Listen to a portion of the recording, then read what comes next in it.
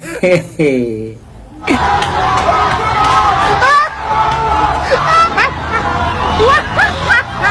vais ironiser Macky Sall mënoon na ko def benn vocal WhatsApp comme ça ñu mën ko transférer quoi.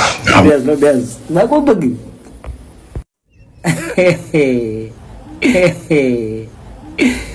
maron bi sabal la ko sum maron bi mu koy jënd jaaykat bi naa doo jël blanc bi wala noir bi yow gisoon naa sa benn vidéo ngay xas maron ma nekk déedéet te suma maron de damaa tagg maron ki porté maron laa doon xas ndax couleur maron man seetlu naa ne sama président Ousmane Sonko da koo bëgg waaye maron moom xam na ne rupture am na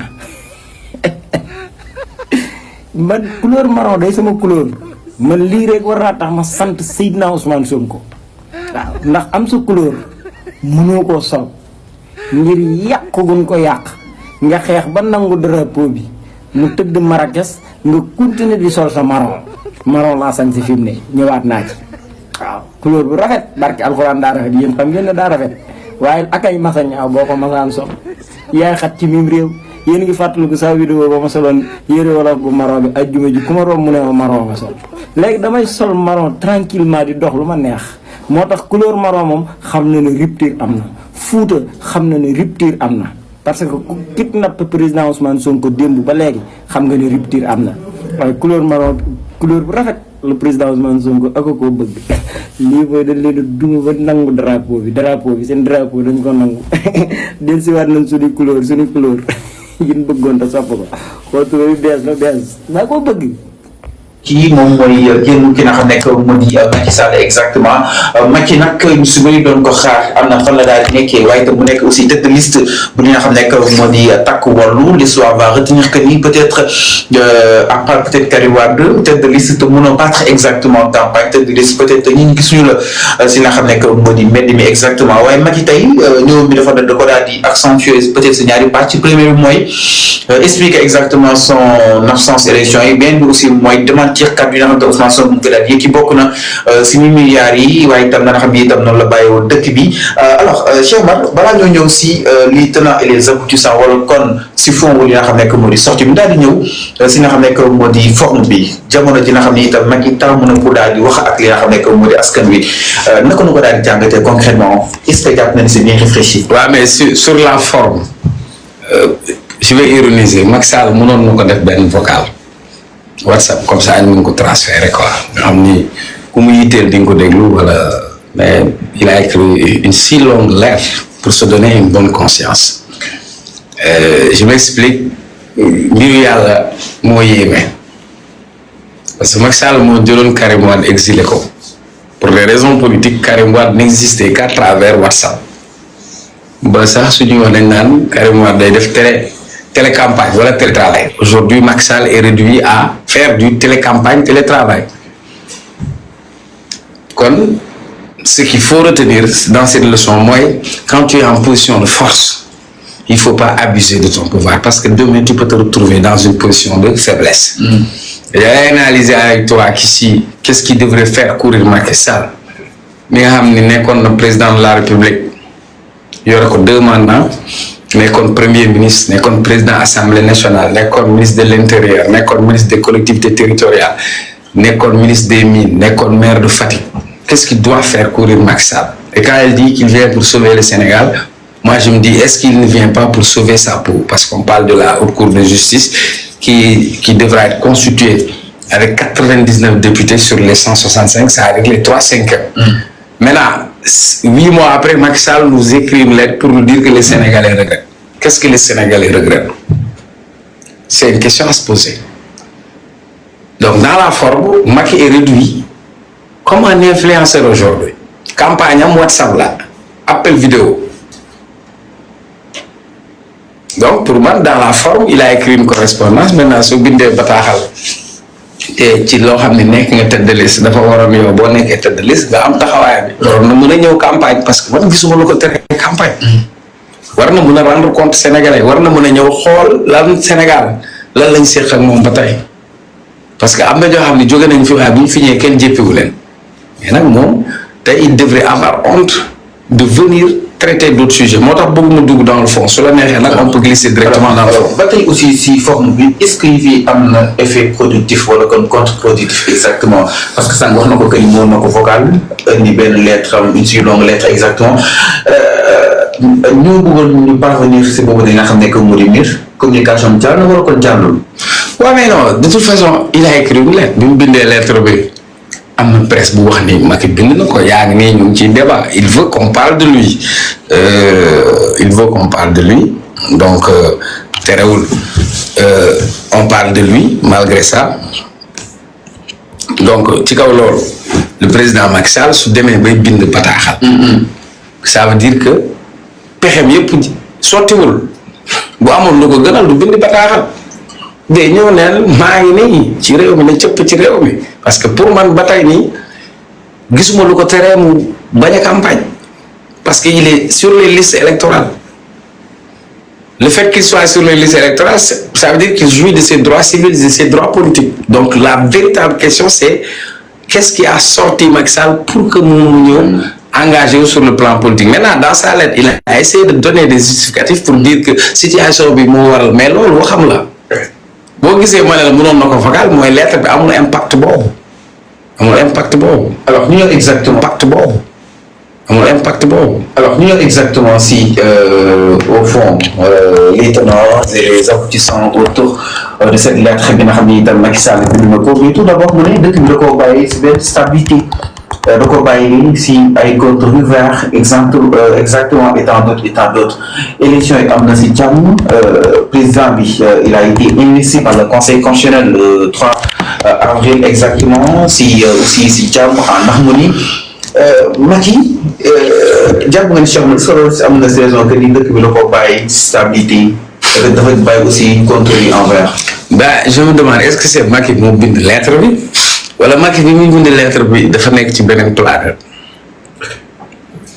on a fait quand même pendant 12 ans si on devait faire la situation du Sénégal sur l'état de droit sur l'état de notre démocratie sur les institutions de la République elles ont été malmenées sous le magistère de Macky Sall je n'ai rien contre la personne de Macky Sall mais tey est-ce que Macky Sall dafa suuxat suñu démocratie Macky moo wax ni je vais réduire l'opposition à sa plus simple expression yamul rek ci wax ko mais daf ko jëfee.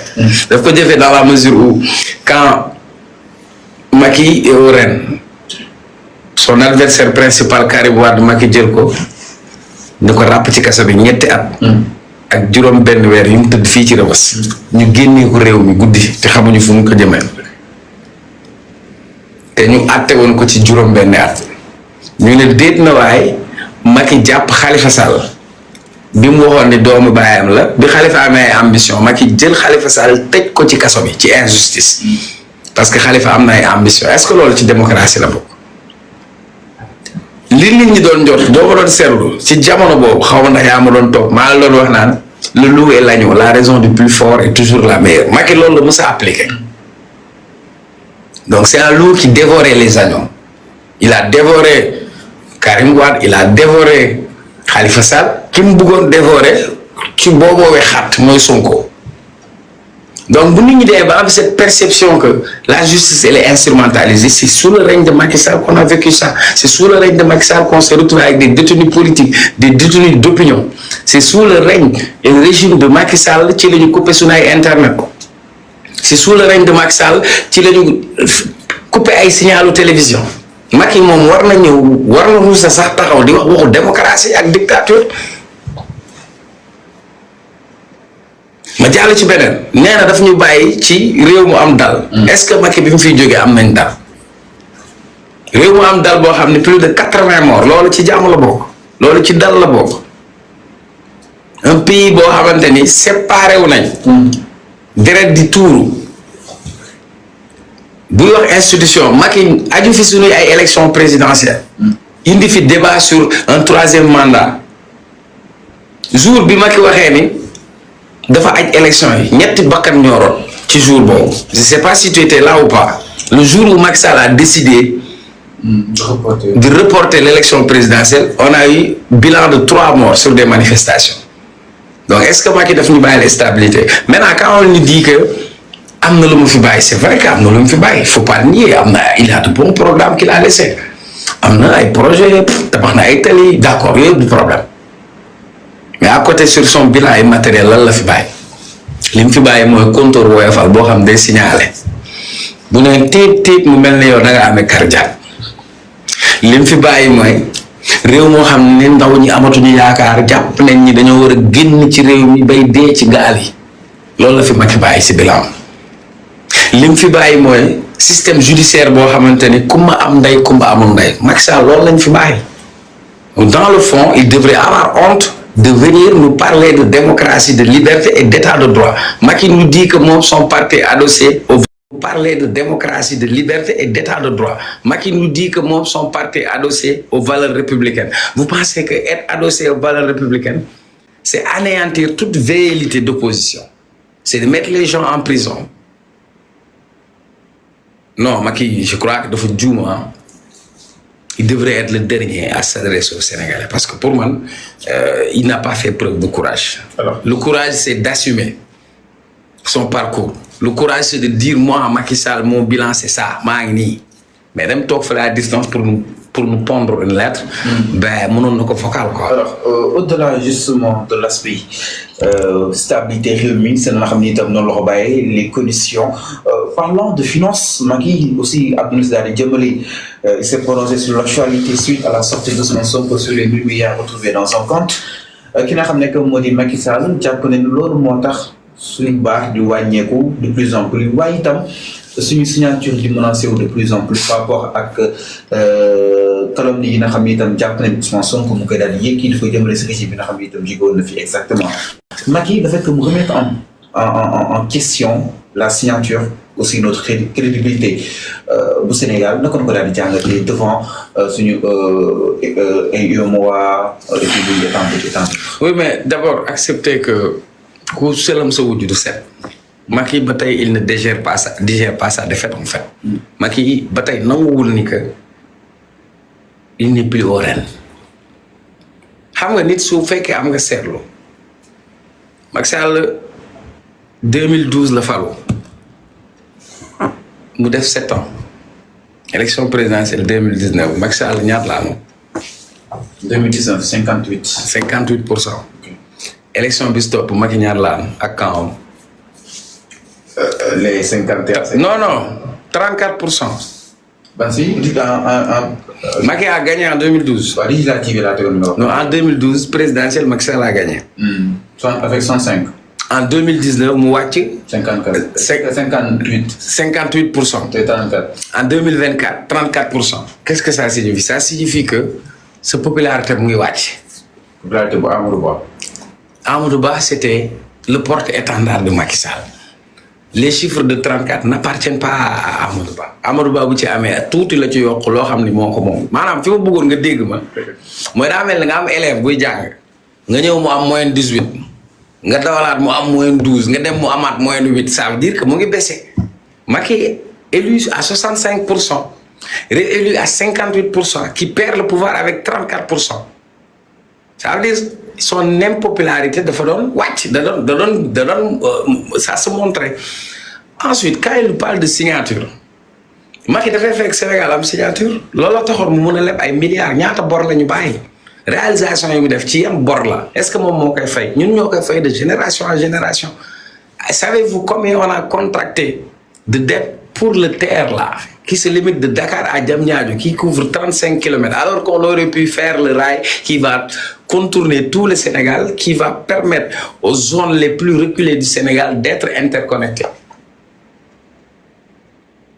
Macky nous parle de scandale Macky nee na supposé scandale Azer ak ban ak Onaz Macky war na rusa wax scandale alaaji nguuru Macky Sall ñaar scandale lañu fi bàyyi ci nguuram mu ne man maa ne les dossiers sous le coude Macky ne il doit avoir honte de nous parler de scandale jàmbaar le dernier rapport Cour des comptes yi nga xam ne ci nguuru Macky Sall la génn sur la gestion de la Covid lan moo ko gën a scandale c'est un crime économique ñu nekk ci crise sanitaire problème mu dund sénégalais ñii di faatu ñu yëkkati 1000 milliards teg loi d'habilitation rapport Cour des comptes ci nguuru Macky Sall génnee ni dafa am ay sàcc dafa am ay lëbëj Macky ne doit pas parler de scandale Macky ne doit pas parler de scandale parce que l'aéroport de Yoff là niñ ko jàppee charcuté ko daggate ko séddoo ko ci seen biir Macky moom moo ñu war a wax scandale mon œil oui quand je lis la lettre je dis mon œil c'est aujourd'hui Macky est-ce que Macky war nañu wax scandale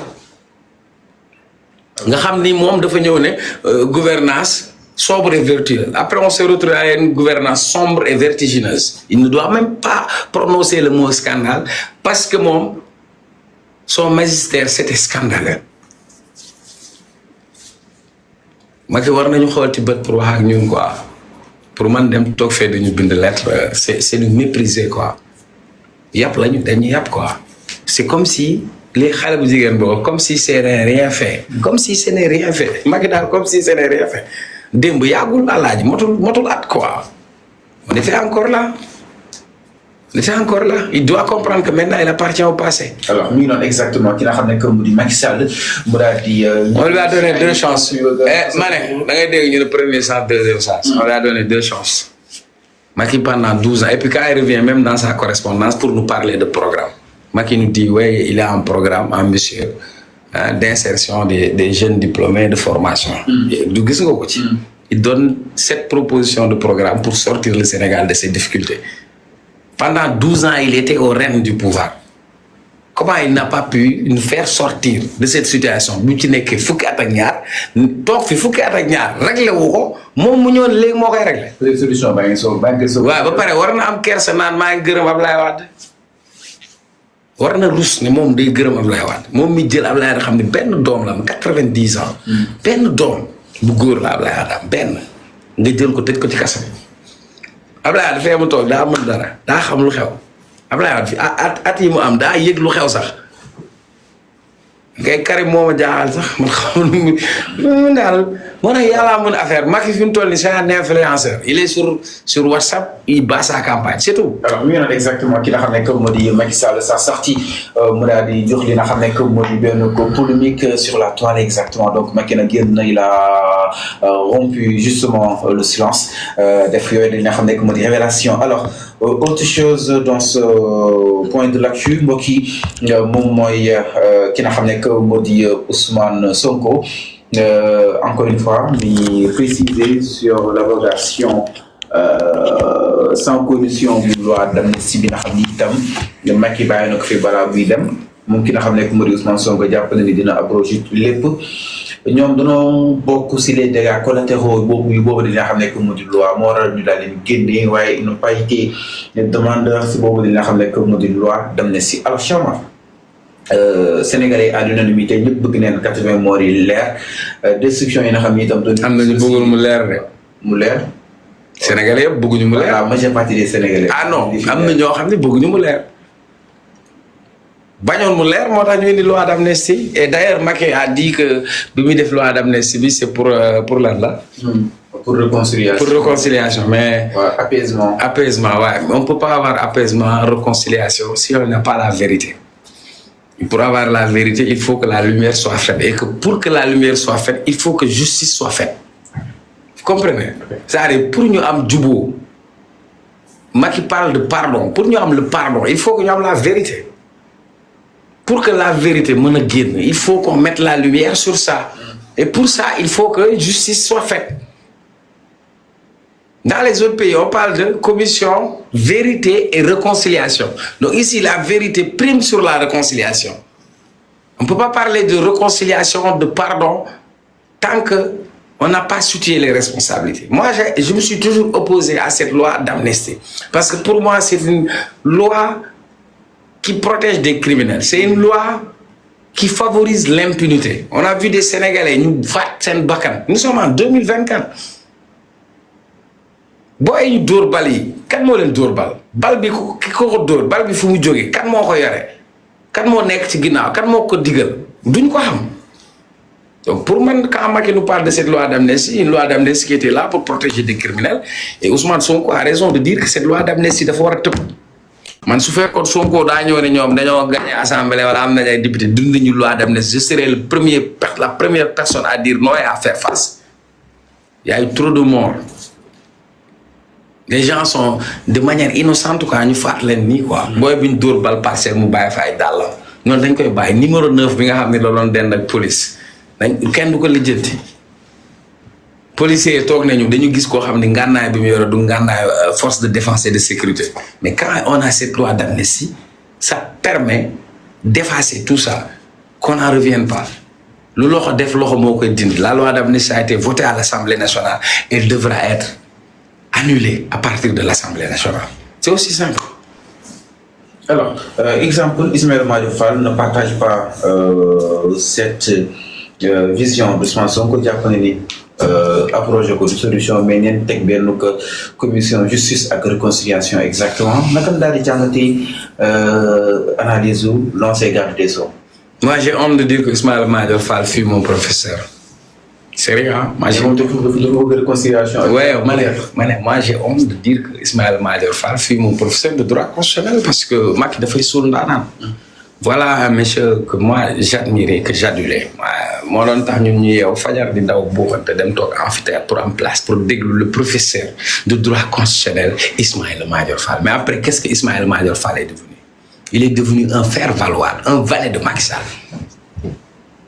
xam-xam boo am ci àdduna loo bëri xam-xam bi su àndul ak dëggu àndul ak maandu moom zéro ñoo yam. Ismaël Madior Fall était là pour faire de la broderie constitutionnelle. Ismaël Madior Fall, monsieur en principe quoi, il nous parle de une constitution sénégalaise où on a écrit nul ne peut exercer plus de 2 mandats consécutifs. Ismaël Madior Fall revient avec ay en principe. Ismaël Madior Fall est même allé pour nous dire que si on a 2 millions d'électeurs, on peut légitimer un 3e mandat. Moi, j'ai honte d'avoir été étudiant de Ismaël Madior Fall. Quand bi ñuy rey Sénégalais, il avait fermé les yeux. Est-ce qu'il s'est rappelé de ce que la Constitution nous dit? Ismaël Madior Fall, constitutionnaliste, professeur de constitution, de droit constitutionnel. Constitution Sénégal dafa ne kenn amul sañ-sañ violer la dignité humaine. Quand la dignité des Sénégalais était piétinée, quand Pape Abdoulaye Touré se faisait massacrer ouest, fan la Ismaël Madior Fall nekkoon. Quand les gens pleuraient sur leur mort, quand ces familles éplorées étaient là, Ismaël Madior Fall la nekkoon. Mais avec sa coloration d'autant, le ministre de la Justice, est-ce qu'il était placé à se prononcer sur ces sujets? Oui, comme il n'a pas pu éclaircir ça, il faut consulter les responsabilités. La position d'Ismaël Madior Fall, c'est pas un problème. Mon problème, ministre de la Justice, c'est son problème parce qu'il n'a pas été un ministre de la Justice juste. Il a été un ministre de la Justice. Boo xamante ni dafa jéng un ministre de la Justice boo xamante ni moom lañ joxoon le sale boulot mu koy def. Une justice instrumentalisée, une justice qui a détenu des Sénégalais sans enquête, sans preuve.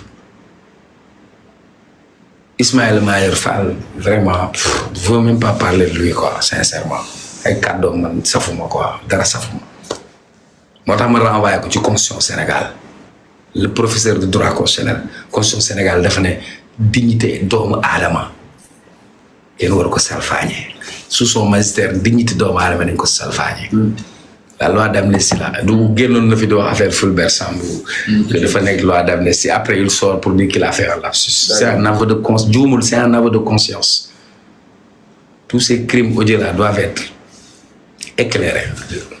Voilà, que justice soit faite quoi. Avant de parler de réconciliation, de machin, dafa am lu jiitu mooy devoir de mémoire. Par vérité, on doit savoir.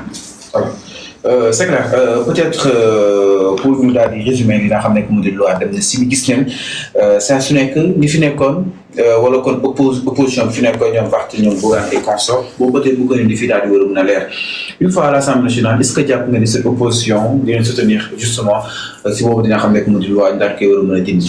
Ah mais bien sûr bu fekkee ils sont conséquents ils se sont opposés à la loi d'amnistie non.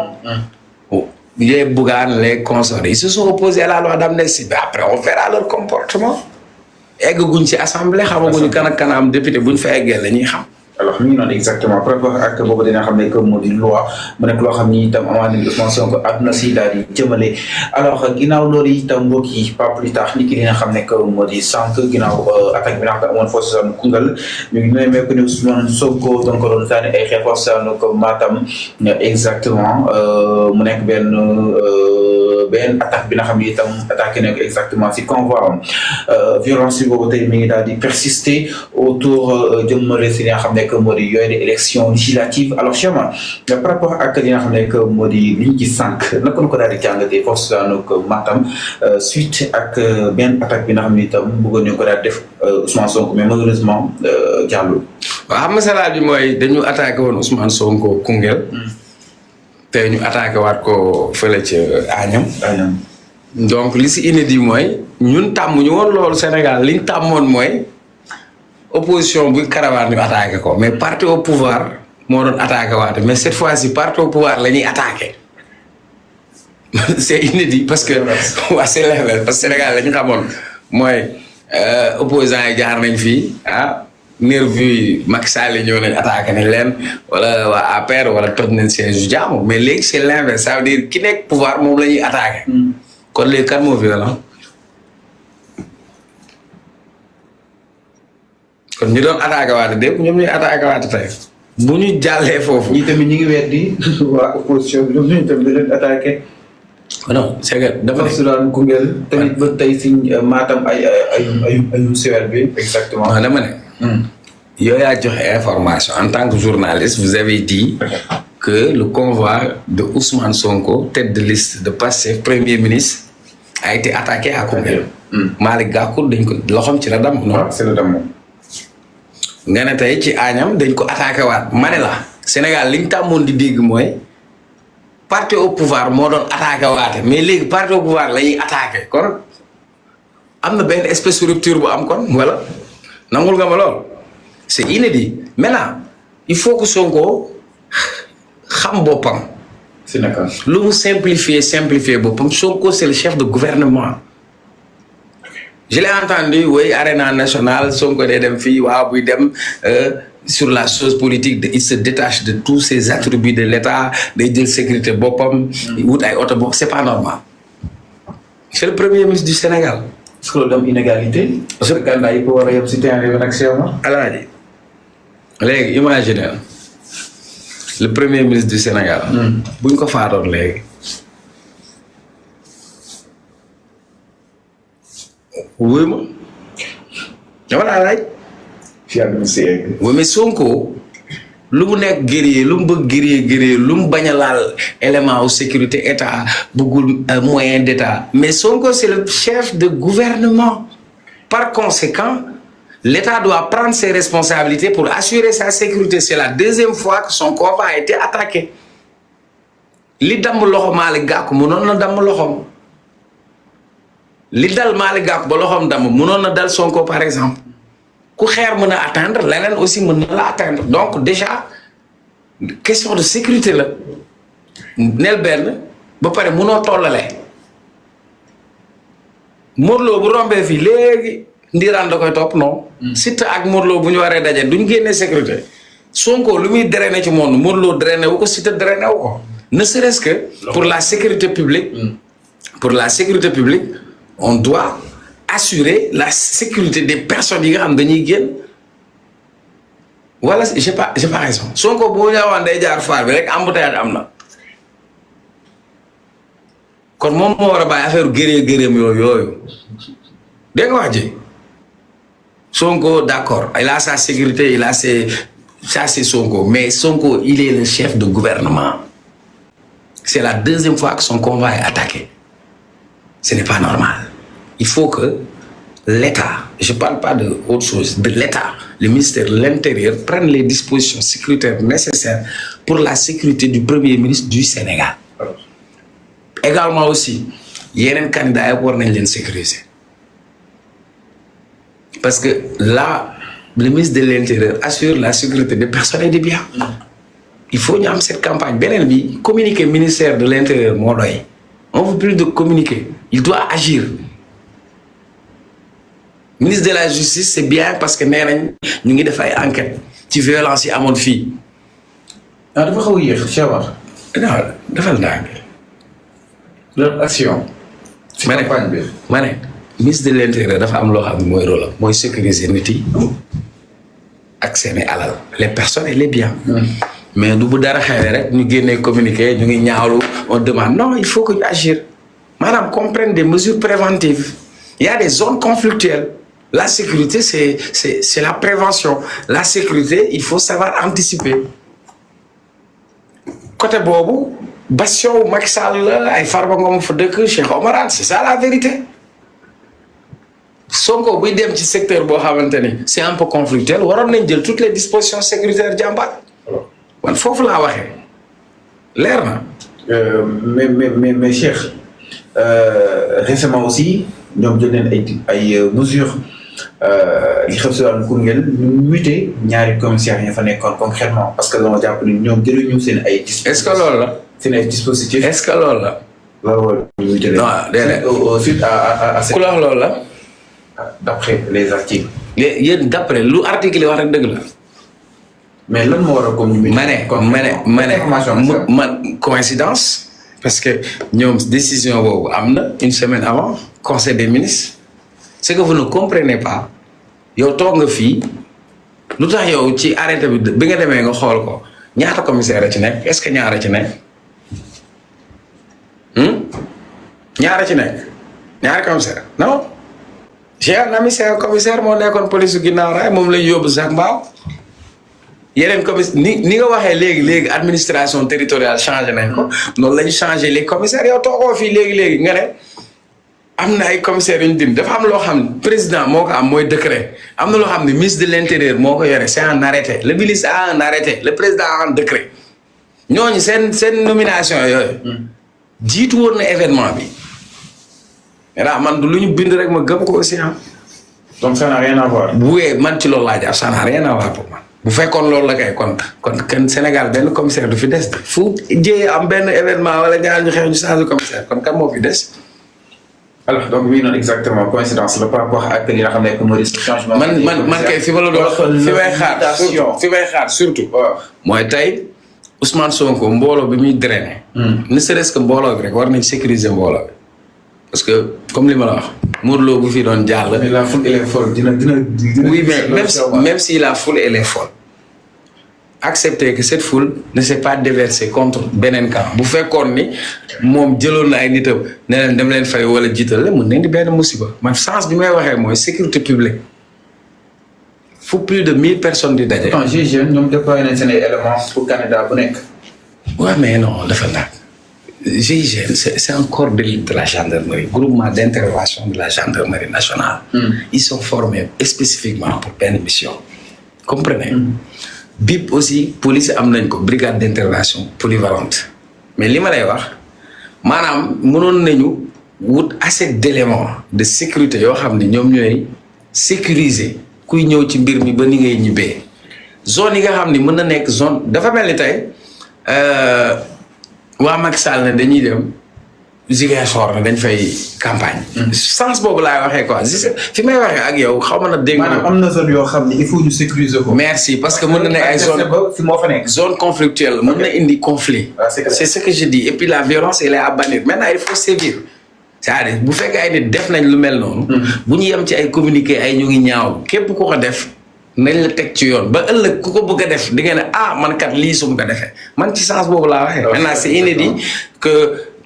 quand bi nekk au pouvoir lañu attaqué 2 fois il faut que tam Sonko nekk nit mu xam ni que mu bàyyi affaire Sonkoom yooyu te xam ni léegi chef de gouvernement la premier ministre la il doit accepter que état bi gérer sa sécurité c'est tout.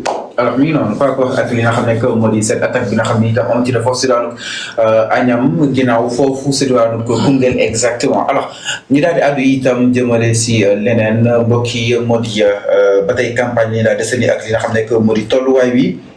Chama campagne bi jiwoon nañ ko ni ki li nga xam ne que moo di dimanche bële tey jii di àllarba mu daal di yem ak li nga xam ne que moo di fukki fanu campagne alors ku si nekk ak discours yi nga xam ni itam tënk na ko si biir li nga xam ne que moo di campagne. justement ces joutes électorales jëmale sélection législative yi alors par rapport ak li nga xam ne moo di programme yi bëgg-bëgg yi dige yi promesse yi lépp a ngi si taal bi ku su nekk ak nu koy defee ñii su koy defee si mbedd mi ñu koy defee exactement à travers les déclarations ñu aussi ñu koy defee seen ay discussion WhatsApp wala comme ay appel vidéo ku su nekk itam na nga xam ne itam na lay waxee say programme est-ce que ces candidats ont été convaincants durant ces 10 jours, cher Moki? Ouais, le problème, pour savoir si les candidats sont convaincants ou pas, ce qui va le déterminer, c'est à l'issue des élections. C'est après les élections qu'on pourra savoir est-ce que le discours diable, non? Est-ce que tu as fait une bonne campagne? Mais pour l'instant, nous sommes à mi-chemin. Parce que la campagne va dire 21 jours, tel à 10 jours. Maintenant, qu'est-ce qu'on remarque, moi? Comme j'ai l'habitude de le dire, dans cette élection, on a 41 listes. Mais sur les 41 listes, apparemment, on ne parle que de 5 ou de 4. Parce que c'est la configuration politique qui le fait. Parce qu'il y a eu de grandes coalitions qui se sont faites.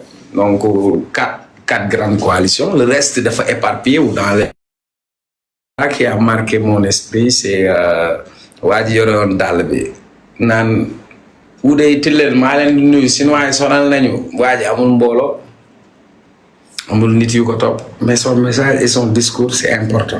Parce que comme li ñuy faral di wax mbaam gàtt na waaye ci jur gi la bokk te la muy wax dafa am solo il parle du secteur de l'artisanat il parle du protectionnisme économique parce que quand tu vois suñu cordonnier am problème mu defar dàll mën koo jaay moins de 10 000 là où le chinois peut vendre dàllam à 4 000 parce que les coûts de production diffèrent parce que ñii dañuy importer col bi ñuy def ci dàll bi dañuy importer talon bi et parfois amuñu accès si der bi parce que amuñu ay unité de production buy defaraat der bi ba nga xam dinañ ko am coût bu accessible donc c'est bien que artisan yi wax kooku au moins il a un message à délivrer et même s'il ne passe pas député il parvient à faire entendre son message par contre am na ñoo xam ne ci saaga lañ nekk ci wax te lu ñaaw alors que ñun li ñuy xaar mooy véritablement ay changement en profondeur une transformation sociale.